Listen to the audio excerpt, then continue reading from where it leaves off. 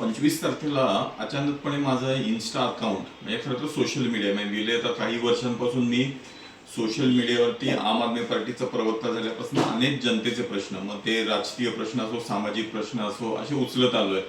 आणि आत्ताही माहिती आहे तुम्हाला सर्वांना, ती अगदी मोदींचं जे काय महिला विधेयक संदर्भातले जे काही फसवाफसवी होती ती असेल, किंवा आत्ताची इथे छत्रपती शिवाजी महाराजांविषयी जी चुकीची विधानं असतील, किंवा अगदी आमचा जो आपचा राघव चड्डा, इतर जे गद्दार बाहेर पडले पक्षामधनं, या सगळ्याच्या विरोधामध्ये सतत आवाज उठवत आलोय. परंतु गेल्या 25 तारखेला अचानकपणे माझं इन्स्टा हँडल जे आहे ते बंद करण्यात आलं. आणि त्याला कारण असं देण्यात आलेलं आहे की इंडियन गव्हर्नमेंटच्या एजन्सीजनी हे या प्लॅटफॉर्मवाल्यांना आदेश दिला आणि त्यामुळे हे अकाउंट बंद झालंय.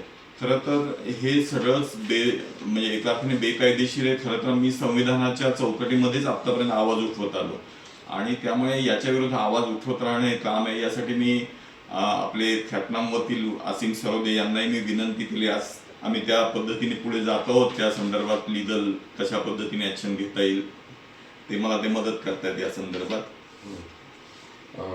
तर मुकुंद किर्दत सरांना सगळेजण ओळखतात महाराष्ट्रामध्ये की आप पक्षाचं काम करणारे एक विचारवंत राजकीय नेते म्हणून. आणि सातत्याने ते एक भूमिका मांडत राहिलेली आहे ती संविधानाची आहे. म्हणजे ते आप पक्षात नसते तरी तीच भूमिका त्यांनी मांडली असती जे आता ते मांडतात. आणि ती अत्यंत संविधानाला अनुसरून लोकशाहीला पूरक अशी भूमिका ते मांडत असतात.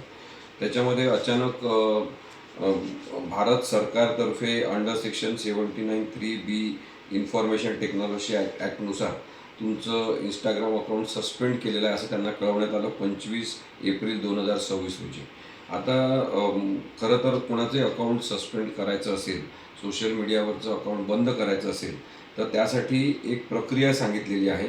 आणि ती प्रक्रिया न करता म्हणजे ड्यू प्रोसेस ऑफ लॉ ज्याला आपण म्हणतो ती प्रक्रिया न करता, यांना आधी इन्फॉर्म न करता, त्यांना तुमचं अकाउंट सस्पेंड का करू नये असं कारणे दाखवा नोटीस न पाठवता त्यांचं अकाउंट बंद करणं हा त्यांच्या अभिव्यक्ती स्वातंत्र्यावरचा हल्ला आहे असं माझं स्पष्ट मत आहे.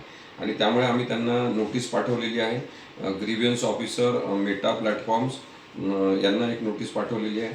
त्यानंतर designated officer Indian cyber crime ministry of home department यांना नोटीस पाठवलेली आहे. आणि secretary of ministry of electronics आणि इन्फॉर्मेशन टेक्नॉलॉजी नवी दिल्ली या 3 ॲथॉरिटीजना आम्ही नोटीस पाठवतो आहे. आणि या नोटीसमधून आपण हे सांगण्याचा प्रयत्न करतो आहे की त्वरित त्यांचं अकाउंट रिस्टोर केलं पाहिजे आणि त्यांच्या अकाउंटवर जी बंदी आणलेली आहे ती चुकीची आहे. आणि नाहीतर आम्ही कायदेशीर प्रक्रिया पुढची हायकोर्टात जाण्याची सुद्धा करू शकतो. ती करायला आम्हाला बाध्य करू नये अशी सुद्धा विनंती आपण याच्यामध्ये केलेली आहे.